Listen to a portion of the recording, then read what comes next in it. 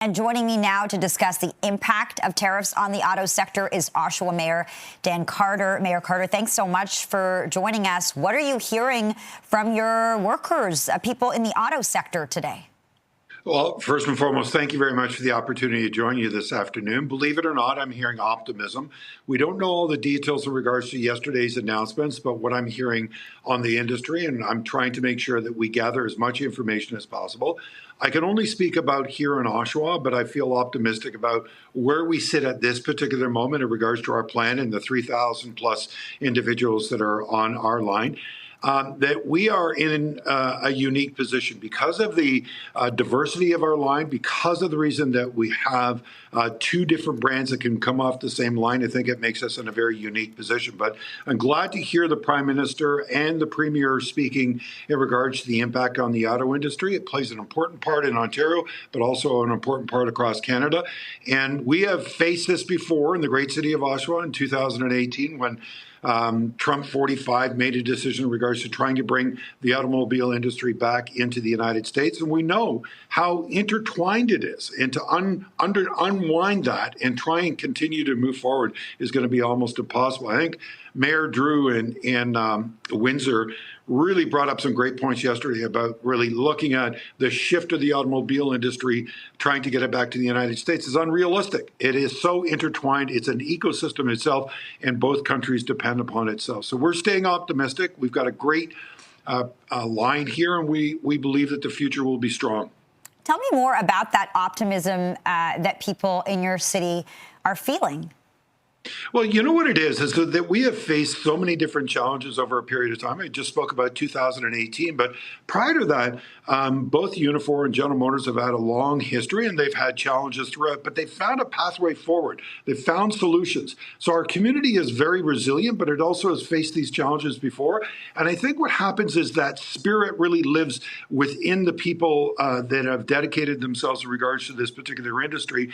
And you know what? It just is one of those kind of things that we say to ourselves, you can throw everything at us, but we know what we do well. We're going to continue to fight, and we're going to continue to move forward. And, you know, it worked out really well when Unifor and General Motors worked together in regards to finding solutions. I believe that that's going to continue. I think GM and Unifor have got a good relationship. I think they have good, strong leadership on both sides. And I think both of them are trying to work towards a productive finish. You know what? This is going to change day to day. I think what we have to do is take a step back, really observe what's happening, understand what the impact will be, and put a plan together. So arms open, and hopefully we'll be successful with this latest challenge that our city is facing. And speaking of a plan, Mark Carney has come up with one. He's talked about matching America's approach, hitting back the U.S. with that 25% levy on U.S. vehicles. Is that the right approach, Mayor? Well, in my opinion, I think that Mr. Carney is trying to find that fine balance, and I think he's been working with Premier Ford. I have to give a lot of credit to Premier Ford in regards to his tone, his direction, his leadership, the way that he's advising. I think that whole group is working really well together. I know that there's different personalities, but everybody's trying to figure out, let's take a deep breath. Let's be strategic about what our actions are going to be. Let's look at what's reasonable, but also at the same time, let's make sure that they understand that we're not going to sit still, but we're going to be strategic in regards to the actions we take.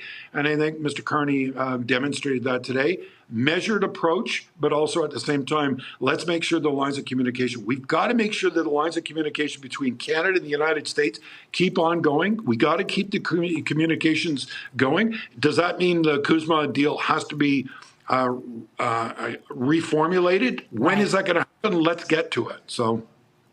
Let me just ask you a very quick question. We know the auto tariff is sitting at 25%. There are lots of questions about how this is going to work. What about parts made in Canada, parts that fall under this trade agreement? Are you learning anything else about the details here?